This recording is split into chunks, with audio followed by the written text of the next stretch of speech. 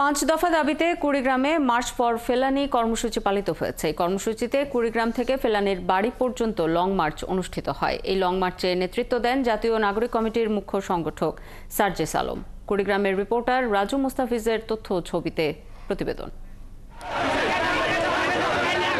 ফেলানি হত্যার বিচার, সীমান্তে মরণঘাতী অস্ত্র পরিহার সহ 5 দফা দাবিতে মার্চ ফর ফেলানি কর্মসূচি পালন করেছে জাতীয় নাগরিক কমিটি ও বৈষম্য বিরোধী ছাত্র আন্দোলন।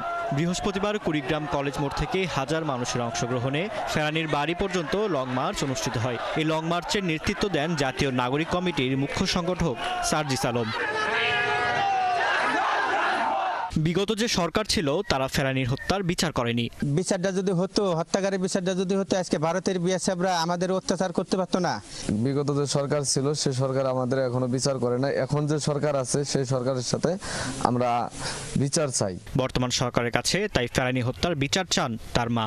যে নতুন সরকার আসছে উনি আমার ফেলানির বিচারটাও করবে, বাচ্চা কাচ্চার লেখাপড়া করাইছি, ওইটার দায়িত্বটাও নতুন সরকার নিবে।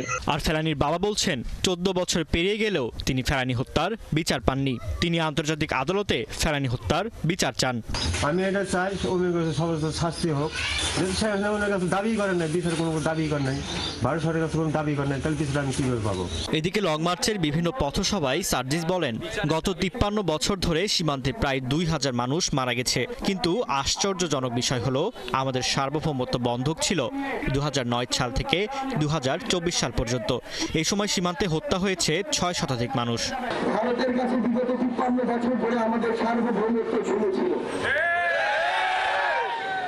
আমরা আমাদের জায়গা থেকে একটি জিনিস মনে করি, যদি কোনো রাষ্ট্রের সাথে কোনো রাষ্ট্রের ক্ষমতার, ন্যায্যতার এবং আত্মসম্মানের সম্পর্ক থাকে, তবে এক রাষ্ট্র কখনো আরেক রাষ্ট্রের একজন নাগরিককে এভাবে সীমান্তে ঝুলিয়ে হত্যা করতে পারে না।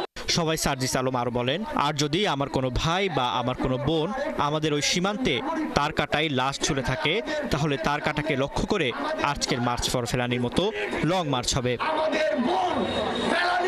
ফারদিন নীরব, ৭১।